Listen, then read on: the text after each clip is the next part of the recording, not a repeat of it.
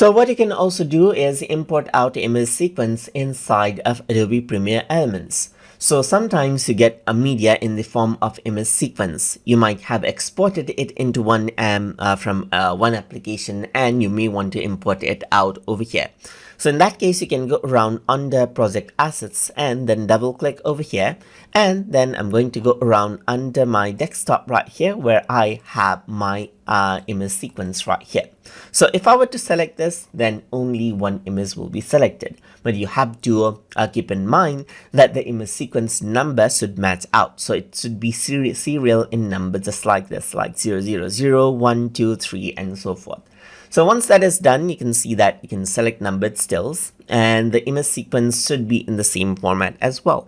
Most image sequence that you export out from other softwares are in this format. So you simply need to go around and select numbered stills instead of picture and press open. So once you do that, what happens is that image sequence pops up right here. So instead of a single image, then what happens is that you see the footage right here. So this is a bunch of images together right here that forms like a video.